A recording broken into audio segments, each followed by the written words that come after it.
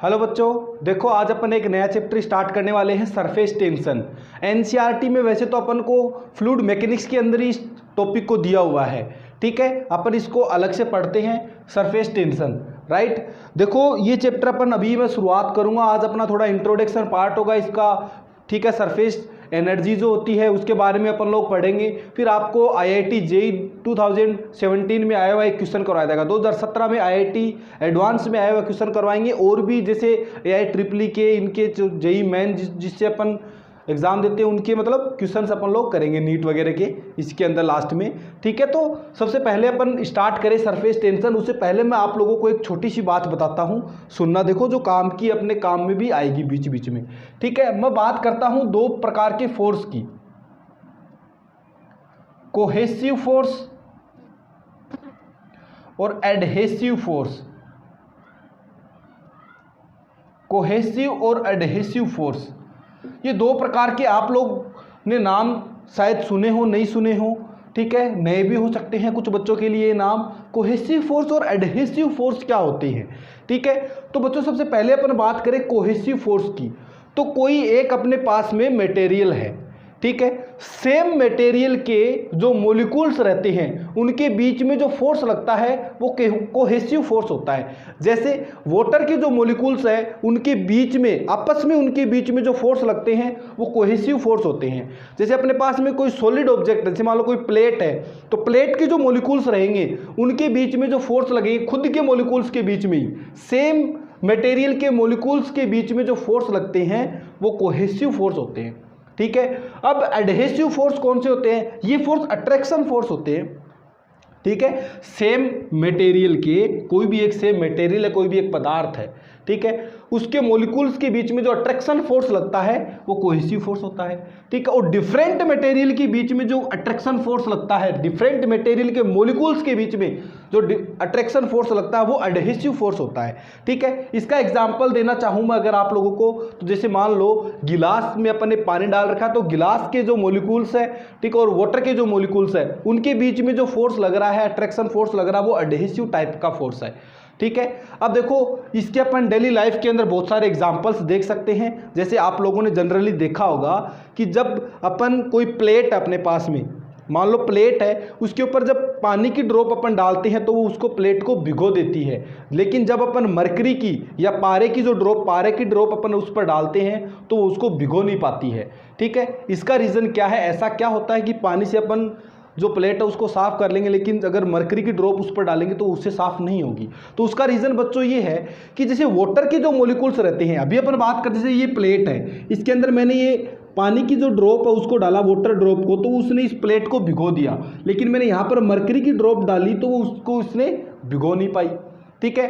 तो देखो मैं बात करता हूं सबसे पहले वाटर के मॉलिक्यूल्स की। तो वाटर के जो मॉलिक्यूल्स है उनके बीच में कौन सा फोर्स लग रहा है? कोहेसिव फोर्स लग रहा है, क्योंकि सेम मटेरियल है वाटर, ठीक है। उसके मॉलिक्यूल्स के बीच में कौन सा फोर्स लगेगा? Cohesive force. और वाटर और ये जो प्लेट है इनके मॉलिक्यूल्स के बीच में कौन सा फोर्स लगेगा? एडहेसिव फोर्स लगेगा, क्योंकि डिफरेंट मटेरियल हो गए दोनों, ठीक है। तो इसको ये भिगो देती है, मतलब ये वाटर के जो मॉलिक्यूल्स है ये इस प्लेट के द्वारा अट्रैक्ट हो जाते हैं। तो मतलब क्या हुआ? इन दोनों के बीच में जो एडहेसिव फोर्स लग रहा है वो क्या है? इसके ये जो वाटर के मॉलिक्यूल्स है उनके बीच में लगने वाले कोहेसिव फोर्स से ज्यादा है, ठीक है। अब वाटर के जो मॉलिक्यूल्स है उनके बीच में जो कोहेसिव फोर्स लग रहा है वो कम है, इसी वजह से क्या हो रहा है, ये दूर दूर मतलब एक तरीके से फैल गए, ठीक है। तो इसलिए क्या होता है, जो वाटर रहता है वो तो प्लेट को भिगो देता है। इसका रीजन यही है बच्चों कि जो वाटर के मॉलिक्यूल्स रहते हैं उनके बीच में जो कोहेसिव फोर्स लगता है वो वाटर और प्लेट के मॉलिक्यूल्स के बीच में लगने वाले एडहेसिव फोर्स से क्या होता है, ज्यादा कम होता है। इसलिए क्या होता है, ये प्लेट को भिगो देता है। कोहेसिव फोर्स है, इसको हिंदी में ससंजक बल भी बोलते हैं और इसको आसंजक बल भी बोलते हैं।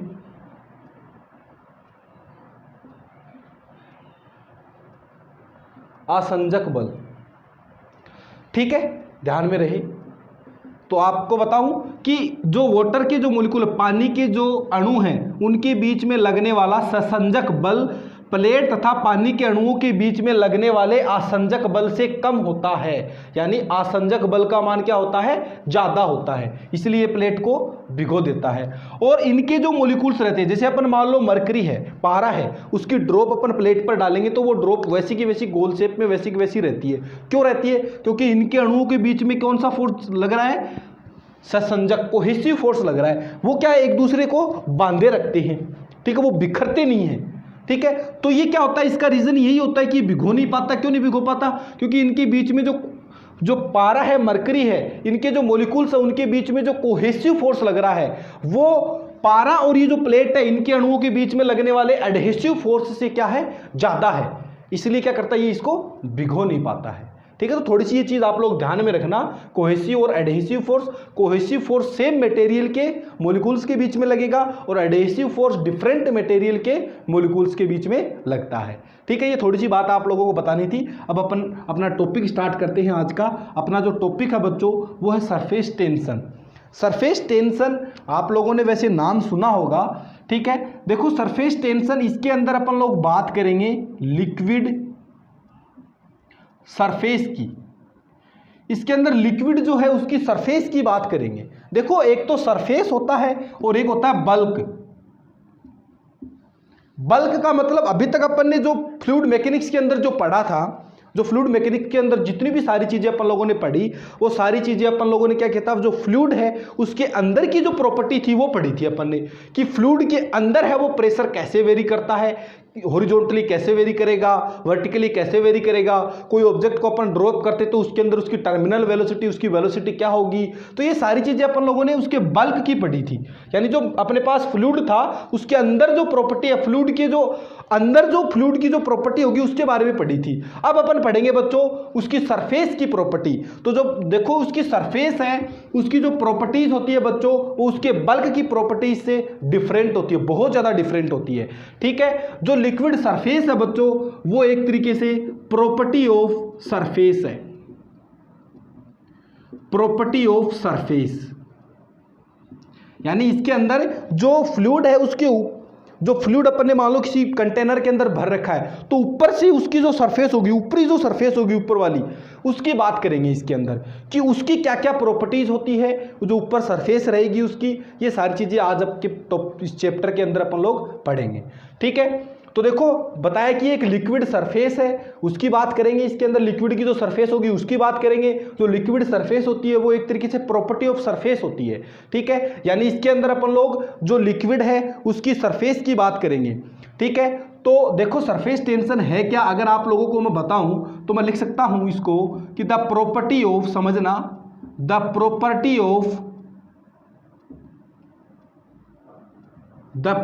Of liquid surface, the property of liquid surface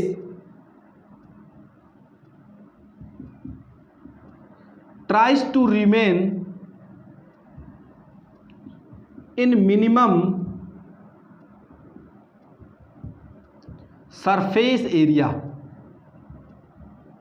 यानी क्या होती है, जो लिक्विड की सरफेस है उसकी एक प्रॉपर्टी होती है जो क्या करती है, अपने जो सरफेस एरिया है उसको क्या करती है, मिनिमम करने का प्रयास करती है, ठीक है। सरफेस डायरेक्ट आप लोग ऐसे भी लिख सकते हो, the property of liquid surface to remain in minimum surface area, या फिर ऐसे भी लिख सकते हो tries to remain in minimum surface area, direct ऐसे भी लिख सकते हो, ठीक है।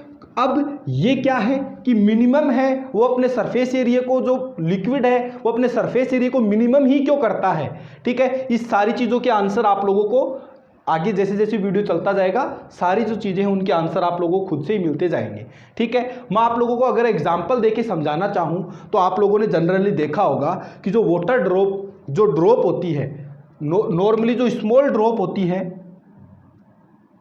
स्मॉल ड्रॉप्स जो होती हैं उनकी शेप क्या होती है, छोटी छोटी जो बूंदें होती हैं उनकी शेप साइज क्या होती है, उनकी शेप स्फेरिकल होती है।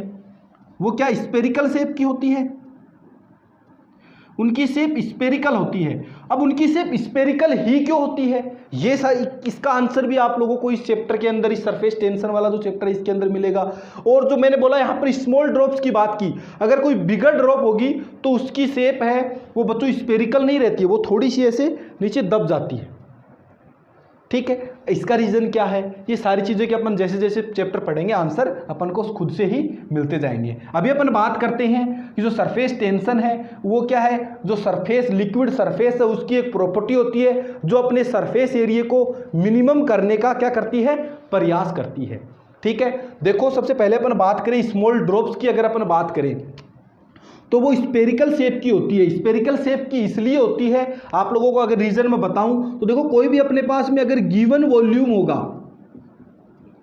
अपने पास में गिवन वॉल्यूम है एक, मान लो अपन को बोल दिया कि 10 लीटर वाटर, कोई भी लिक्विड है उसका गिवन वॉल्यूम है, कोई भी मटेरियल है उसका गिवन वॉल्यूम है।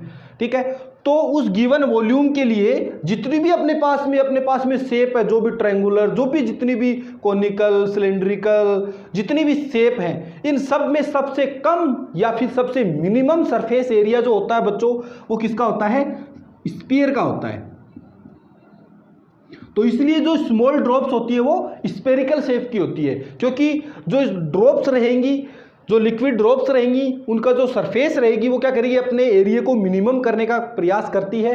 ठीक है, तो इसलिए बच्चों क्या होती है सरफेस एरिया को, इसलिए गिवन वॉल्यूम के लिए बच्चों जो स्पेयर होता है वो सबसे कम होता है, उसका स्पेयर का वॉल्यूम सबसे कम होता है, इसलिए वो स्पेरिकल शेप की होती है। लेकिन जैसे ही बूंद बड़े आकार ग्रहण कर लेती है तो फिर वो थोड़ी सी ऐसी पिचक जाती है नीचे, वो बच्चों ग्रेविटी के इफेक्ट के कारण पिचक जाती है, क्योंकि जब उसका आकार बढ़ेगा, शेप बढ़ेगी, जैसे जैसे बढ़ती जाएगी उस पर ग्रेविटी इफेक्ट है वो ज़्यादा पड़ने लगता है, इसलिए वो क्या होती है, थोड़ी सी ऐसे पिचक जाती है। ठीक है, जबकि स्मॉल ड्रॉप्स होती है वो एकदम से राउंड होगी, एकदम गोल स्पेरिकल होगी। ठीक है, तो ये था अपना। अब आप लोगों को और भी एग्जाम्पल अगर मैं देना चाहूँ, देखो एक एग्जाम्पल देता हूँ, आप लोग समझना। देखो थोड़ा फील करना, मैं बोल रहा हूं कि ये एग्जाम्पल बच्चों लगभग सारी बुकों में मिल जाता है आप लोगों को, कि मेरे पास में मैंने क्या किया, एक रिंग ली। रिंग मतलब जानते हो, जैसे मान लो वायर है, उसको ऐसे गोल गोल मोड़ लिया सर्कल में, एक सर्कल में ये वायर है इसको। ठीक है, मैंने क्या किया, इसको सोप जो साबुन का जो घोल है उसके अंदर इसको डुबोया और निकाल लिया बाहर, तो इस पर क्या बन गई, सोप फिल्म बन गई। इस पर क्या बन गई बच्चों, सोप फिल्म बन गई। ये क्या बन गई, इस पर सोप फिल्म। ठीक है, एक झिल्लीनुमा संरचना बन गई इस पर साबुन की। जैसे देखते नहीं कि आप लोग, जैसे बच्चों के लिए वो मेले वगैरह में मिलता है, उसको ऐसे वो गोल सा रहता है, उसमें डुबोते हैं, फिर ऐसे ऐसे फूंक मारते हैं तो क्या होता है, वो बुलबुले बनते हैं उसके। ठीक है, वैसे क्या हुआ, मैंने इसको जब उसके अंदर डुबोया साबुन के घोल के अंदर, तो इस पर एक फिल्म बन गई। ठीक है, मैंने क्या किया, एक थ्रेड को, मान लो एक धागा है, एक धागा लिया, उसको ऐसे साइड से बांध दिया, गोल गोल ऐसे बन गया। उस थ्रेड को मैंने ऐसे पकड़ा और उसके ऊपर बिल्कुल धीरे से ऐसे छोड़ दिया। ठीक है, ऐसे रह गया वो। ठीक है, वो इस शेप में आके मान लो इस पर गिर गया। ठीक है, ये क्या है बच्चों, थ्रेड है, एक थ्रेड है।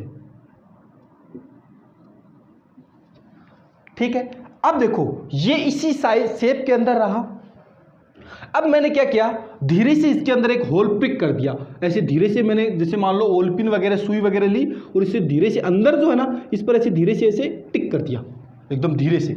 तो फिर क्या होगा, देखो जब मैं इस पर ऐसे होल पिक करूंगा तो क्या होगा, देखो ये फिल्म बनी हुई, यहां पर क्या होगा, ये जो धागा है ये ऐसे राउंड शेप ले लेगा, ऐसे राउंड शेप ले लेगा। बताता हूं इसका रीजन, ये राउंड शेप क्यों लेता है, वो सारी चीज़ें अपन लोग देखेंगे अभी। ऐसे राउंड शेप ले लेता है, जो धागा रहेगा ये ऐसे। ठीक है, तो ये राउंड शेप क्यों लेता है। ठीक है, क्या हुआ बच्चों, ये देखो इधर जो फ्लूइड है, ये वाला ध्यान से सुनना, ये जो लैंग्वेज बोल रहा हूं मैं, ये जो फ्लूइड है इधर वाला, जो मैंने फिल्म बना रखी थी, सोप फिल्म बना रखी थी, ये क्या करती है, अपने एरिया को मिनिमम करने का प्रयास करती है। यहां पर तो इसका जो एरिया था वो था, यहां पर फिर क्या करेगी, अपने एरिया को मिनिमम करने का प्रयास करेगी। अपने एरिया को मिनिमम करेगी तो इस जो थ्रेड है इसको इधर खींचेगी, क्योंकि इसको ये वाला एरिया मिनिमम करना है, अपना ये वाला एरिया इसको मिनिमम करने का प्रयास करेगी। जिससे क्या होगा, इसका जो अंदर वाला जो धागा है इसका एरिया क्या होगा, बढ़ जाएगा। इसके एरिया को ये बढ़ाएगी और खुद के एरिया को क्या करेगी, ये मिनिमम करने का प्रयास करेगी। ठीक है, ये तो अपनी क्या हुई नॉर्मल सी, इसकी समझने के लिए देसी भाषा में अपने पास समझने के लिए सरफेस टेंशन का एक जुगाड़ हुआ। ठीक है, अगर अपन इसको फॉर्मूले से देखें, मैथमेटिकली देखें, तो देखो जैसे मान लो मेरे पास में ये फ्लूइड है, फ्लूइड की ऊपर की सरफेस है मान लो। ठीक है, इसमें ये फ्लूइड है पूरा भरा हुआ इसके अंदर, ऐसे ऐसे दिखा देता हूँ मैं। ऊपर की सरफेस है, मैंने एकदम सरफेस ली ऊपर वाली। इसमें मैंने क्या किया है कि इमेजिनरी लाइन खींच दी, ऐसे एक ऐसे इमेजिनरी लाइन खींची। अब इस पर मैं ऐसे एक इमेजिनरी लाइन मानता हूँ, खींचता हूँ, तो क्या देखता हूँ कि फ्लूइड जो है वो क्या करता है, इस पर जो इधर का फ्लूइड है वो क्या करेगा, इस पर इधर फोर्स लगाएगा। इधर का जो फ्लूइड है वो इस पर इधर फोर्स लगाएगा। मान लो इसकी लेंथ L है, ये जो इमेजिनरी लाइन खींची है इसकी लेंथ L है, ठीक है। तो सरफेस टेंशन जो होता है बच्चों, इसको T से भी लिखते हैं और S से भी लिखते हैं, ठीक है। अपन इसको मान लो मैं T से लिखता हूँ, तो जो सरफेस टेंशन होता है वो होता है force per unit line, force per unit length. Surface tension क्या होगा, फोर्स पर यूनिट लेंथ। यानी एक इमेजिनरी लाइन मैंने ड्रॉ की, उस इमेजिनरी लाइन की पर यूनिट लेंथ पर ये जो फ्लूइड है ये कितना फोर्स लगा रहा है, ये क्या होगा बच्चों, सरफेस टेंशन होगा, ठीक है। जिसको अपन अगर फोर्स यहाँ से इसकी यूनिट निकालना चाहें तो इसकी जो यूनिट है बच्चों वो क्या आएगी, बोलो। फोर्स की यूनिट न्यूटन होती है और इसकी यूनिट क्या होती है, मीटर। तो इसकी यूनिट क्या होगी, न्यूटन अपॉन मीटर। इसकी डायमेंशन भी आप लोग आसानी से निकाल सकते हो। तो यहाँ से फोर्स क्या आ जाएगा, force is equal to T into L, ठीक है। तो अगर अपन लोग इसको मैथमेटिकली डिफाइन करना चाहें तो अपन ऐसे कर सकते हैं कि surface tension is defined as the force per unit length on an imaginary line which is draw on the surface of the fluid. एक फ्लूइड है, उस पर एक इमेजिनरी लाइन अपन ने ड्रॉ की, उसकी यूनिट लेंथ पर ये जो फ्लूइड है, सरफेस फ्लूइड है, इसके द्वारा कितना फोर्स लगाया जा रहा है वही क्या होगा, उसका सरफेस टेंशन होगा, ठीक है। यानी जो फ्लूइड है उसके ऊपर की जो सरफेस रहती है वो एकदम ऐसे खिंची हुई रहती है, एकदम ऐसे स्ट्रेच रहती है एकदम। तभी तो अपन कोई पत्थर उसके अंदर डालते हैं तो एकदम राउंड शेप में उसकी लहर निकलती है, ऐसे वेव्स निकलती है, ठीक है। तो ये अब देखो, इससे अपन इसको अगर समझे तो क्या होगा, ध्यान से सुनना। देखो इस कंडीशन की अगर अपन इस फॉर्मूले से इसको समझे, force equal to tension into length, ठीक है। देखो अपन इस सिचुएशन को समझते हैं, फिर इसको देखेंगे। सबसे पहले अपन बात करते हैं इसका, एक स्मॉल लेंथ लेते हैं, यहाँ पर एक स्मॉल लेंथ। इस स्मॉल लेंथ पर इधर का फ्लूइड कुछ फोर्स लगाता है और इधर का फ्लूइड भी कुछ फोर्स लगाता है, अंदर का भी और बाहर का भी, ठीक है। मतलब ये जो दोनों प्रकार, दोनों साइड से जो फोर्स लग रहे हैं ये क्या करते हैं, एकदम बैलेंस कंडीशन में आ जाते हैं और ये धागा जहां पर रखते हैं वहीं का वहीं रह जाता है, यहां पर इस पॉइंट पर। अगर अपन इस पॉइंट की बात करें तो इस पॉइंट पर भी दोनों साइड लगने वाले फोर्स क्या रहते हैं, बैलेंस्ड फोर्स रहते हैं। तो इसके प्रत्येक पॉइंट पर क्या रहते हैं, जो फोर्स लग रहे हैं वो क्या रहे, बैलेंसिंग कंडीशन में रहते हैं, अपनी बैलेंसिंग कंडीशन में रहते हैं। तो बैलेंसिंग कंडीशन में रहने के कारण ये धागा अपन ने जैसे ही उसके ऊपर रखा वैसा का वैसा वो रह गया। लेकिन जैसे ही अपन ने इसके अंदर होल प्रिक किया, होल प्रिक करने से क्या हुआ कि इसके अंदर की जो ये जो अपने सोप फिल्म बनाई थी ये टूट गई। अब सोप फिल्म टूटने से क्या हुआ, देखो समझो, अब इधर इसके फ्लूइड है, फोर्स लगा रहा है, इधर अंदर कुछ है नहीं, अंदर फ्लूइड लेयर है नहीं तो वो फोर्स लगा नहीं पाएगी। इधर इस पर फोर्स लगाता है, इधर इसके चारों ओर मतलब ऐसे फोर्स लगने लगता है, चारों तरफ ऐसे फोर्स लगने लगता है, इसलिए क्या करता है ये राउंड शेप में आ जाता है, ठीक है। तो ये अपन ने इसको समझा। एक और एग्जांपल मैं लेता हूं आप लोगों को, देखो बहुत ही अच्छा सा एग्जांपल है, मैंने माना ये आप लोग अगर नोट करना चाहो तो वीडियो को पॉज कर करके नोट कर सकते हो, बार बार में बोलने की जरूरत नहीं होनी चाहिए। मैंने एक यू शेप का, चलो दूसरे तरीके से बनाता हूं इसको, एक यू शेप का मैंने वायर लिया ऐसे, ठीक है। इसमें मैंने एक स्लाइडिंग वायर लगा दिया। ये क्या है बच्चों, स्लाइडिंग वायर है, ये क्या है, स्लाइडिंग वायर है। इसके अंदर मैंने एक स्लाइडिंग वायर लगा दिया जो स्लाइड हो सकता है ऊपर नीचे, ठीक है, जो क्या हो सकता है, ऊपर नीचे स्लाइड हो सकता है इसके अंदर। मैंने इसको साबुन के घोल के अंदर डुबोया इस पूरे सिस्टम को, जिससे क्या हुआ, इस पर सोप फिल्म बनी, इस पर ये सोप फिल्म बन गई।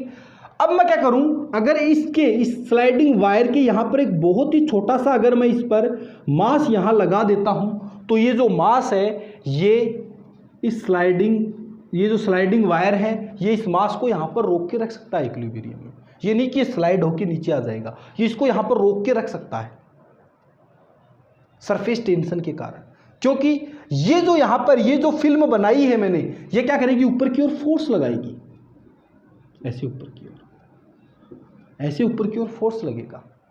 ठीक है, तो ये स्लाइडिंग वायर यहां पर टिका हुआ रह सकता है। अगर ऐसे ही अपन बिना मास के करेंगे तो भी रहेगा। अगर अपन बहुत छोटा सा अपन सवाल भी न्यूमेरिकल भी करेंगे अभी जस्ट 1 मिनट 2 मिनट बाद में, इस पर अगर मैं इस पर छोटा सा मास लटकाता हूं तो उस मास को भी बैलेंस कर सकता है। ठीक है, अब अगर मैं इसी स्लाइडर को, ये जो पूरा सिस्टम है, इसको ऐसे रख देता हूं, ऐसे रख देता हूं, तो हॉरिजॉन्टली इसको रखता हूं, तो हॉरिजॉन्टली इसको रखूंगा तो बच्चों आप लोग देखोगे कि ये जो स्लाइडर है, ये जो स्लाइडिंग वायर है, ये अंदर खिसक के आ जाएगा। थोड़ा अंदर क्यों खिसक के आया, क्योंकि इसके अंदर जो फ्लूइड की जो लेयर बनी, जो सोप फिल्म बनी, इसने क्या किया, अंदर की ओर फोर्स लगाया इस पर, जिससे क्या हुआ, ये अंदर भी खिसक सकता है। ठीक है, तो है ना जादू, है ना जादू सरफेस टेंशन। ठीक है, तो अपन लोग इसको इस एग्जाम्पल से समझ सकते हैं। ठीक है, मैं आप लोगों को इस फॉर्मूले पर, जो अपने सरफेस टेंशन का एक फॉर्मूला जो कराया है, इस पर बिल्कुल छोटा सा एक एग्जाम्पल करवाता हूं, तो आप लोग कृपया ध्यान से देखना। एग्जाम्पल ये है कि मेरे पास में क्वेश्चन है बच्चों, वही अभी जो मैंने बताया था उसी की बेस्ड क्वेश्चन करा रहा हूं। ये मैंने एक स्लाइडिंग वायर लगाया है यहाँ पर, ठीक है, जिसकी जो लेंथ दे रखी है बच्चों एल, वो दे रखी है 5 सेंटीमीटर। ठीक है, इस पर मैंने क्या किया, ऐसे एक सोप फिल्म बना ली, जिसका जो सरफेस एरिया दे रखा है, सॉरी जिसका जो टेंशन दे रखा है, सरफेस टेंशन टी दे रखा है, वो दे रखा है 0.03 न्यूटन पर मीटर। ठीक है, मैं क्या करता हूं, ये स्लाइडिंग वायर है, ये है बच्चों स्लाइडिंग वायर है, ये क्या है, स्लाइडिंग वायर है। इस स्लाइडिंग वायर के यहां पर एक छोटा सा, बिल्कुल एक छोटा सा मास यहां पर लटका देता हूं। ठीक है, तो क्वेश्चन ये है, find the value of mass m for which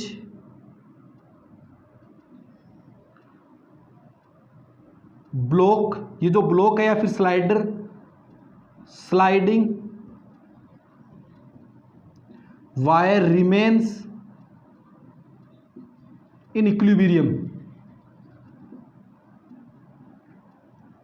ये क्वेश्चन है, थोड़ा सा इंग्लिश की थोड़ी हो गई है, बैंड बजा दी है, लेकिन फिर भी क्वेश्चन मैं आप लोगों को समझा सकता हूं ऐसे कि ये मेरा पास पूरा सिस्टम है। ये जो स्लाइडिंग वायर है, इसकी लेंथ मेरे पास 5 सेंटीमीटर दी हुई है, और ये जो यहाँ पर फिल्म बनाई, इसका सरफेस टेंशन दे रखा है 0.03 न्यूटन पर मीटर दे रखा है। फिर मैंने यहाँ पर एक छोटा स्मॉल एम मास रखा है, तो इस स्मॉल एम मास की आप लोगों को वैल्यू बतानी है, ताकि ये सोप फिल्म, देखो ज़्यादा मास होगा तो आप लोग खुद सोच सकते हो, ज़्यादा मास होगा तो खिसक के आ जाएगा, ये जो सोप फिल्म रहेगी फट जाएगी। ठीक है, तो यहां पर कितना मास अपन रखे ताकि ये जो पूरा सिस्टम है, ये स्लाइडर जो है, स्लाइडिंग वायर जो है, ये इक्विलिब्रियम के अंदर रहे। ठीक है, तो ये बताना है। तो देखो इसका सॉल्यूशन अगर मैं बनाऊं, यहां पर आप लोग देखना ध्यान से, बहुत ही आसान है। ये जो स्लाइडिंग वायर है, मैं इसका FBD बनाता हूं, देखना, ये मैंने स्लाइडिंग वायर यहां पर बनाया, इसमें नीचे की ओर आपको पता है क्या लग रहा है, mg लग रहा है, नीचे की ओर mg लग रहा है इसका वेट। ठीक है, ऊपर की ओर एक फोर्स लग रहा है F।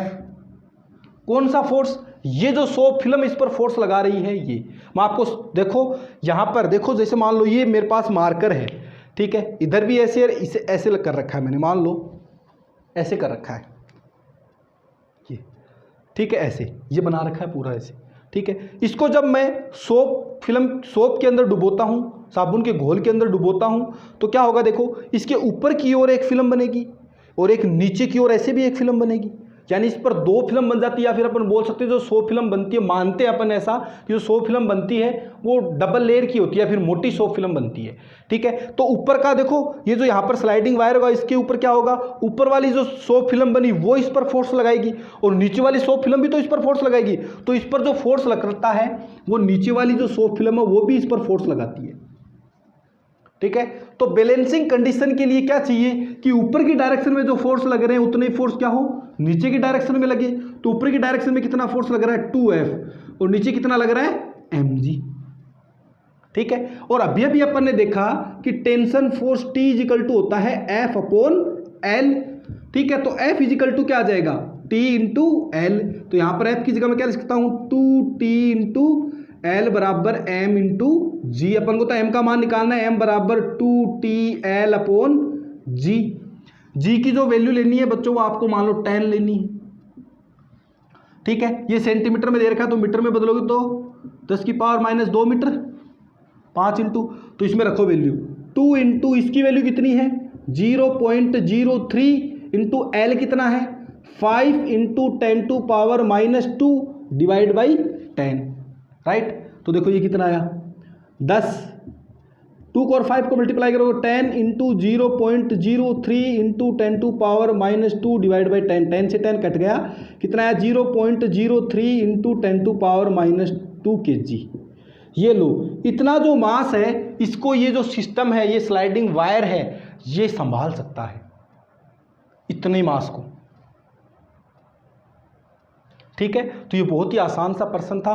उम्मीद करता हूं कि आप लोगों के बिल्कुल आसानी से समझ में आया होगा। आप लोग बिल्कुल इसको वीडियो को पॉज करो और नोट करो फटाफट, फिर आगे अपन लोग पढ़ते हैं। आप लोगों को नया टॉपिक बताता हूं।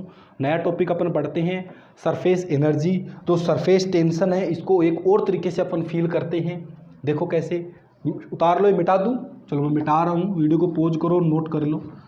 देखो अगला जो अपना टॉपिक है बच्चों वो है सरफेस एनर्जी का। ये सरफेस एनर्जी क्या होती है, ये क्या बला है सरफेस एनर्जी। लास्ट में बहुत ही अच्छे अच्छे क्वेश्चन करने वाले हैं अपन लोग।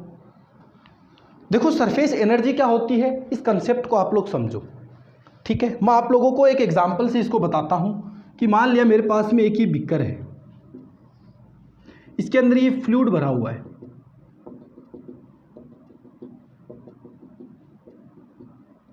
ठीक है। मैं बात करता हूं इसमें एक मॉलिक्यूल्स है, यहाँ पर वाटर का जो मॉलिक्यूल है एक यहाँ पर है। इस मॉलिक्यूल पर इधर जो फ्लूइड है ये ऐसे फोर्स लगा रहे हैं, सारे चारों ओर से इस पर बराबर फोर्स लग रहा है, ऐसे लग रहा है, ठीक है। एक फ्लूइड मैंने यहाँ मान लिया, इसके ऊपर ऐसे फोर्स लग रहे हैं, तो इसमें, और एक फ्लूइड मैंने इसकी सरफेस पे मान लिया, इसकी सरफेस पे एक मॉलिक्यूल, सॉरी, तो इस पर किधर की ओर फोर्स लग रहे हैं, ऐसे फोर्स लग रहे हैं, ठीक है। अपन इन तीनों मॉलिक्यूल्स की बात करते हैं, समझना ध्यान से। ये जो मॉलिक्यूल्स है इसको मैं 1 नंबर देता हूं, इसको 2 नंबर देता हूं और इसको 3 नंबर देता हूं। ये जो 1 नंबर मॉलिक्यूल्स है ये क्या है, फ्लूइड के बल्क में स्थित, मतलब प्रेजेंट है, बल्क में प्रेजेंट है, ठीक है। तो इस पर जो चारों तरफ से जो फोर्स लग रहे हैं बच्चों, चारों तरफ से जो फोर्स लग रहे हैं वो इक्वल फोर्स लग रहे हैं, ठीक है। बात करती है इस 2 नंबर मॉलिक्यूल्स की, तो 2 नंबर में इधर की साइड थोड़ी ज्यादा फोर्स लग रहे हैं, ऊपर की साइड थोड़े से कम फोर्स लग रहा है, ठीक है। 3 नंबर अगर अपन मॉलिक्यूल्स की बात करें तो 3 नंबर मॉलिक्यूल की क्या कहानी होगी, इस पर नीचे के डायरेक्शन में फोर्स लग रहे हैं ज्यादा।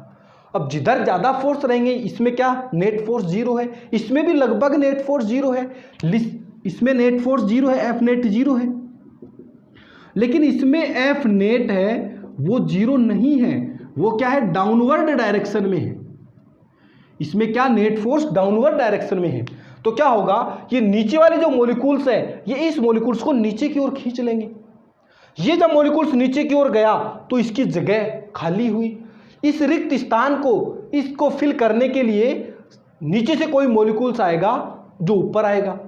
अब नीचे से जो मॉलिक्यूल्स ऊपर की ओर आए, अब नीचे यहां मॉलिक्यूल्स होगा कोई, उस पर भी तो चारों तरफ से जो मॉलिक्यूल्स रहेंगे वो फोर्स लगा के रखेंगे। तो इतना आसानी से तो ये मॉलिक्यूल्स है ये सरफेस पे आ नहीं सकता, इसकी जगह नहीं ले सकता। इसको क्या करना पड़ेगा, ये जो इस पर फोर्स लग रहे हैं, इसके चारों ओर जो मॉलिक्यूल्स स्थित है, ये इस पर जो फोर्स लगा रहे हैं, इस फोर्स के अगेंस्ट इसको कुछ वर्क डन करना पड़ेगा।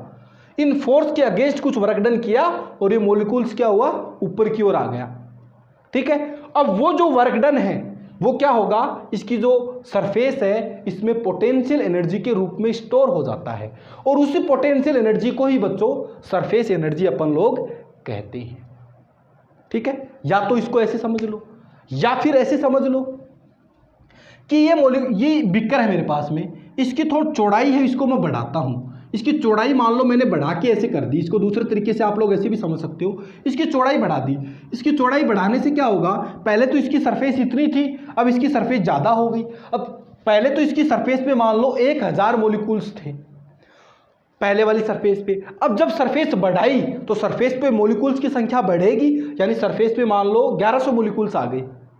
अब वो 100 मोलिक्यूल्स जो आए हैं वो कहाँ से आए हैं, वो इस फ्लूइड के बल्क से ऊपर आए हैं। अब उनको बल्क से ऊपर लाने के लिए अपन को कुछ जो मोलिक्यूल्स रहते हैं कुछ वर्क डन करते हैं। क्यों? क्योंकि इनके पास में जो मोलिक्यूल्स रहते हैं वो इनको ऊपर आने नहीं देंगे, वो तो उस पर फोर्स लगाएंगे, इन पर कोहेसिव फोर्स लगाएंगे, ससंजक बल लगाएंगे।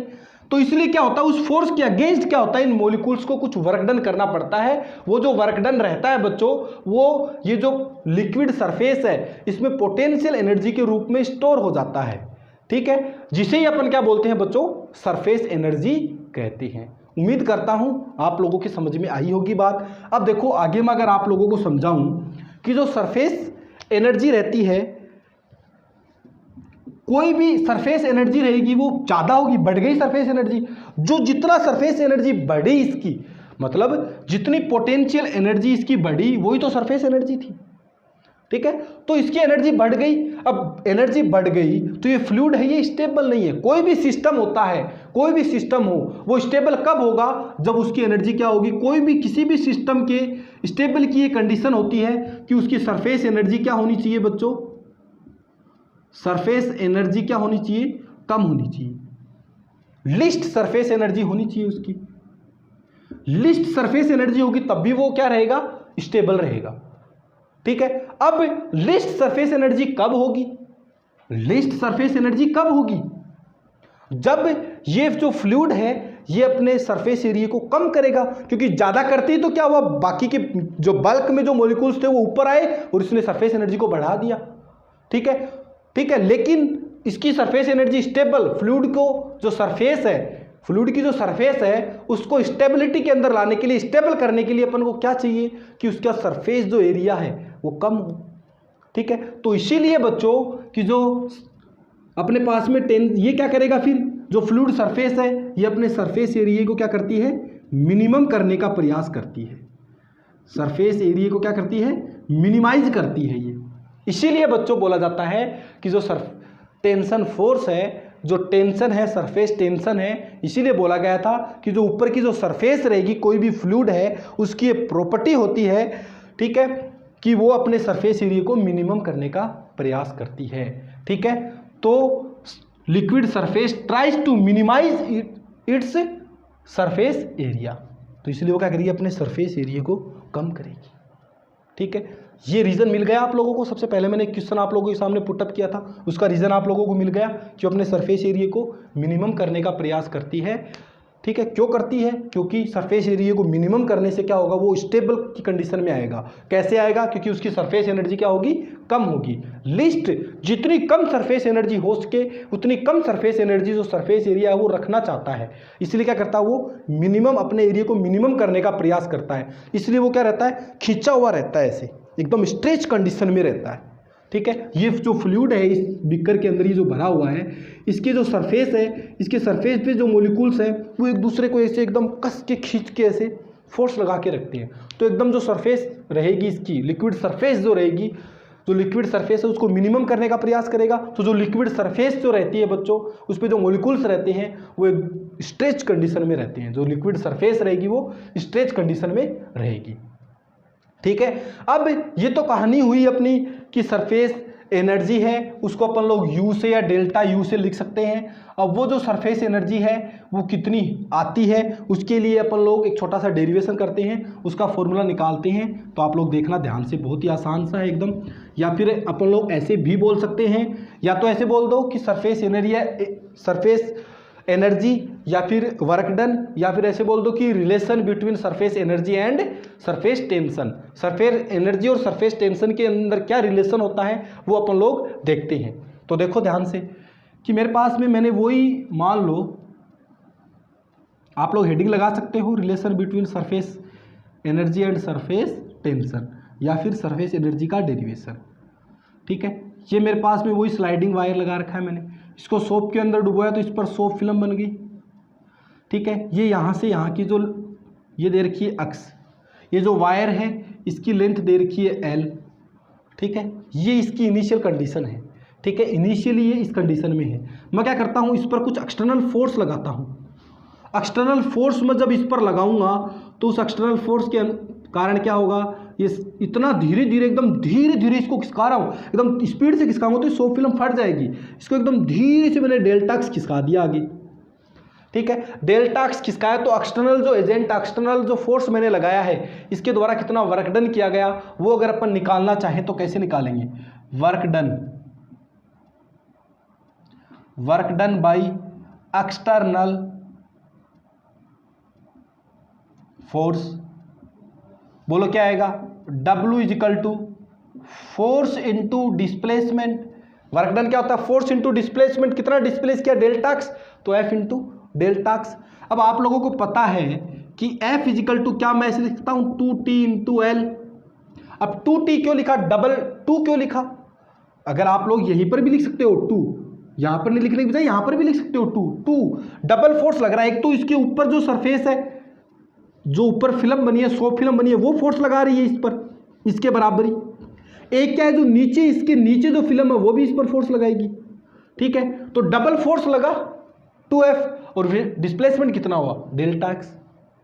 ठीक है, तो इसलिए W इजिकल टू 2F की वैल्यू क्या है, T into L into delta x. तो क्या मैं इसको ऐसे लिख सकता हूं T into 2L delta x.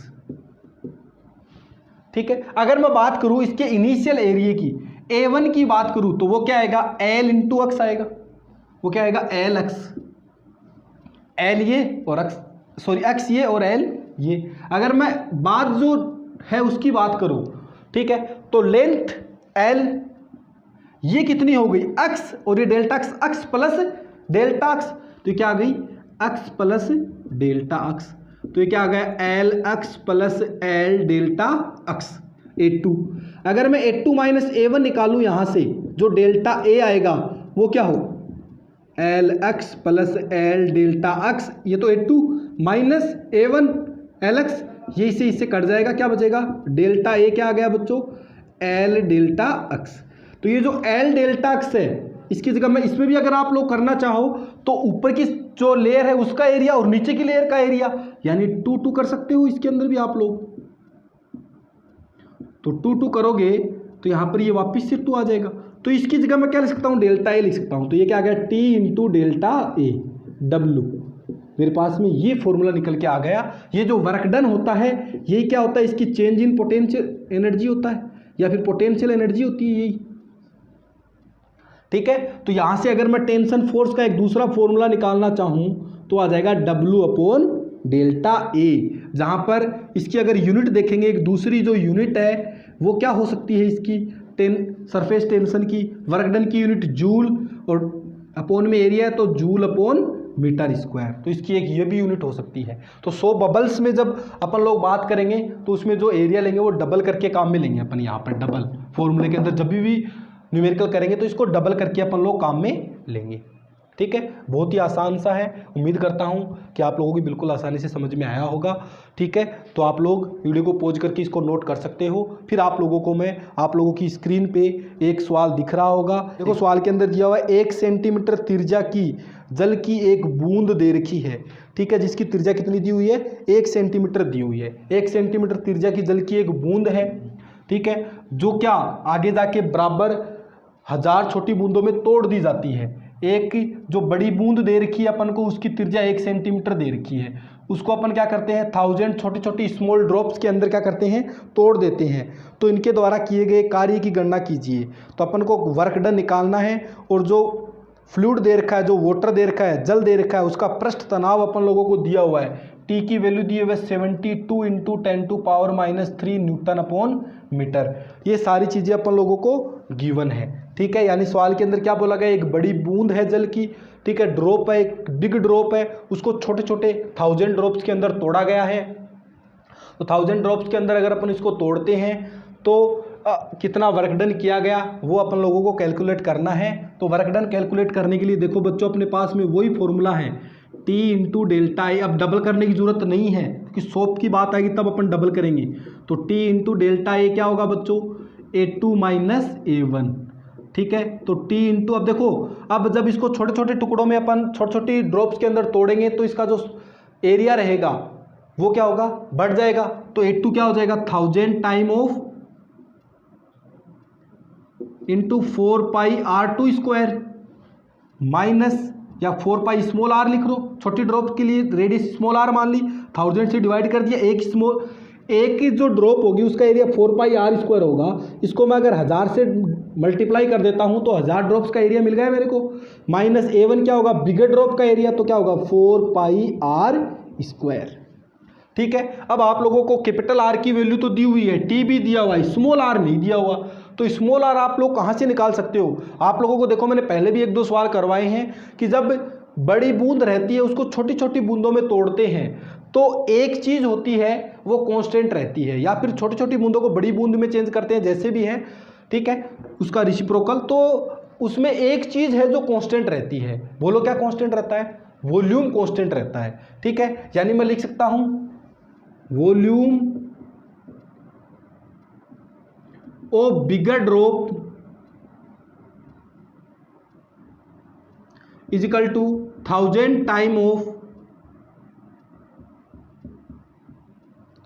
Volume of small drops, ये कांस्टेंट रहता है। तो बड़ी ड्रॉप का वॉल्यूम क्या होगा, 4/3 pi r cube is equal to 1000 into 4/3 pi small r cube, 4/3 pi से 4/3 पाई कट गया, r क्यूब इजिकल टू, इसको मैं क्या लिख सकता हूँ 10⁻³ r क्यूब लिख सकता हूँ, यानी ये क्या आ गया 10r की क्यूब आ गया, तो क्यूब से क्यूब कट गया तो r बराबर क्या आ गया 10r। ठीक है, तो यहां से आप लोग स्मॉल r की वैल्यू क्या निकाल सकते हो, r/10 निकाल सकते हो।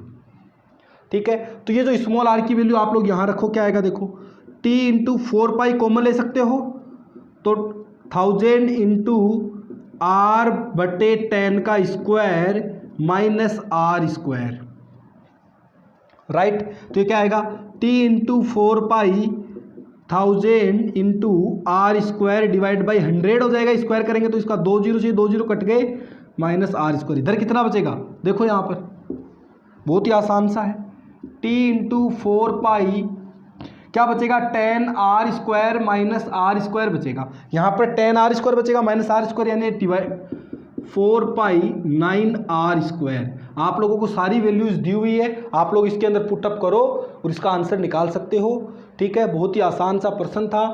ठीक है, अब आप लोगों को एक जेईई एडवांस 2017 के अंदर इसी कंसेप्ट पर आया हुआ एक सवाल आप लोगों को करवाता हूं। तो सवाल देखो आप लोगों की स्क्रीन पे, देखो जेईई एडवांस 2017 का क्वेश्चन है। क्वेश्चन के अंदर दिया हुआ है कि एक बिगर ड्रॉप है जिसकी रेडियस है जो आप लोगों को गिवन है 10⁻⁻² मीटर। ठीक है, ये क्या करती है कि डिवाइड होती है, इसको डिवाइड करते हैं k times of small drop के अंदर, यानी छोटी छोटी बूंदों के अंदर इसको डिवाइड करती हैं। ठीक है, तो आप लोगों को बताना है कि जो लिक्विड है उसका सरफेस टेंशन भी दिया हुआ है, वो दिया हुआ है 0.1/4 पाई न्यूटन पर मीटर, ये चीज़ दी हुई है। ठीक है, फिर आप लोगों को दिया हुआ है यदि k बराबर 10 की पावर अल्फा है, अगर k का मान 10 की पावर अल्फा है देन फाइंड अल्फा। और एक चीज़ और चाहिए आप लोगों को, इसकी जो सरफेस एनर्जी में जो जितना चेंज हुआ वो दे रखा है, change in surface energy 10⁻³ joule.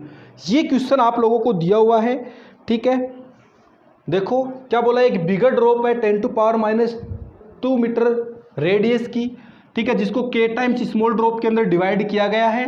ठीक है, यदि k बराबर 10 की पावर अल्फा है तो आपको अल्फा की वैल्यू बतानी है, और जो लिक्विड है उसका सरफेस टेंशन भी आप लोगों को दिया हुआ है, और अगर जब इसको छोटी छोटी ड्रॉप्स के अंदर तोड़ते हैं अपन, डिवाइड करते हैं, ठीक है, तो इसकी सरफेस एनर्जी में जो चेंज होता है वो भी गिवन है। ठीक है। तो आप लोगों को अल्फ़ा की वैल्यू बतानी है, बहुत ही एकदम सीधा सा सवाल था।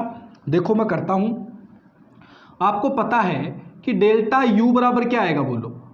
डेल्टा यू या डब्ल्यू बराबर टी इंटू डेल्टा ए आएगा, टी इंटू डेल्टा ए आएगा। टी का मान दिया हुआ है, डेल्टा ए क्या होगा बोलो, A2 माइनस A1 होगा, राइट।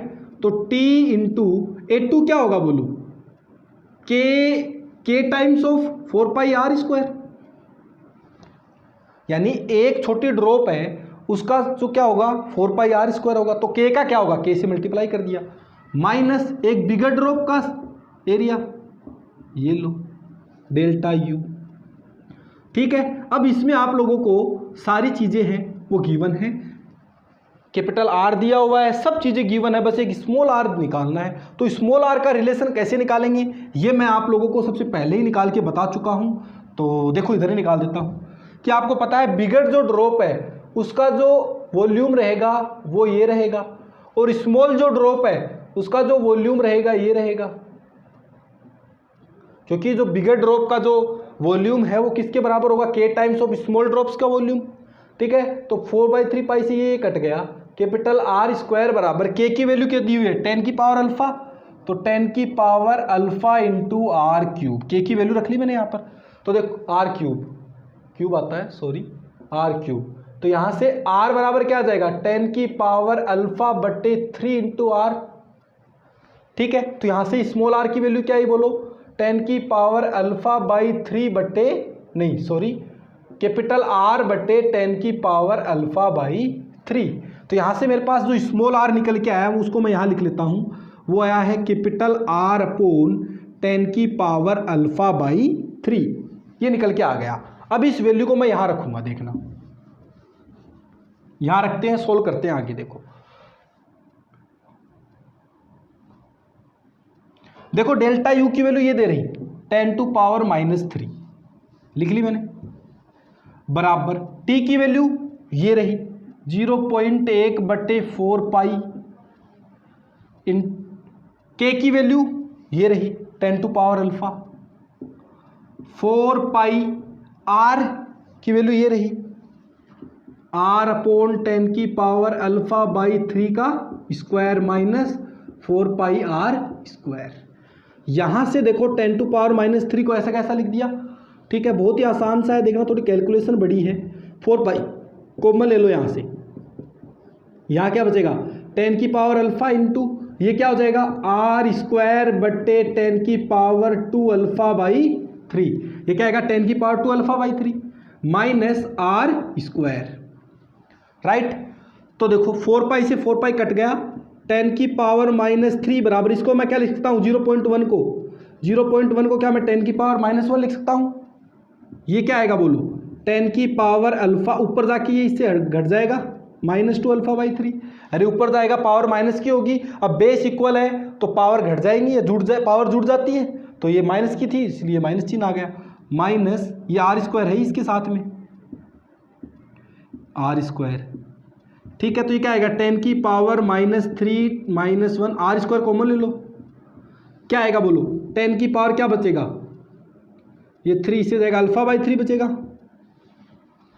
अरे एलसीएम लेओगे 3 तो अल्फा बाई 3 बचेगा, -1 आर स्क्वायर कॉमन ले लिया, तो 10 की पावर -3 10 की पावर -1, आर की वैल्यू क्या दे रखी है 10 की पावर -2, तो इसको स्क्वायर करेंगे तो क्या आएगा 10 की पावर -4, और ये क्या आएगा 10 की पावर अल्फा बाई 3 -1, ठीक है। तो ये देखो 3 से ये 3 कट जाएगा, यहाँ पर -1 बचेगी, यानी 1 बराबर 10 की पावर -2 -1, ये एक -1 यहाँ बचेगी, ये क्या आएगा 10 की पावर अल्फा बाई 3 -1।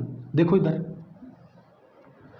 ये इधर जाके क्या बनेगी 10 की पावर 2 बन जाएगी, 10 की पावर 2 बनेगी ना इधर जाके, अरे 10 की पावर 2 ही तो बनेगी, नीचे जाके -2 होगी, ऊपर जाके प्लस हो जाएगी, फिर इजिकल टू 10 की पावर अल्फा बाई 3 -1, इसको इधर लेके आओ, ये 100 है +1 इजिकल टू 10 की पावर अल्फा बाई 3, ये लो। यहाँ तक बिल्कुल आसान था, नॉर्मल कैलकुलेशन मैंने करी है, ठीक है। अब देखो एक थोड़ा सा यहाँ पर अजम्पशन मानना पड़ेगा, अगर वो नहीं मानेंगे तो अपना आंसर नहीं मिलेगा, ऑप्शन के अंदर मैच नहीं खाएगा, ठीक है। तो मैं अजम्पशन क्या मानता हूँ, ये 100 है, इसके अंदर मैं एक को अगर जोड़ता हूँ तो इसमें कोई फ़र्क नहीं पड़ने वाला, खास कुछ फ़र्क, इसलिए मैं एक को नेगलेक्ट मान लेता हूँ, एक को लेता ही नहीं हूँ, और इसको मैं लिख लेता हूँ 100 बराबर 10 की पावर अल्फ़ा बाई 3। इसमें एक को ऐड नहीं करना, ठीक है। तो ये क्या बन गया, 10 का स्क्वायर बन गया इजिकल टू 10 की पावर अल्फ़ा बाई 3।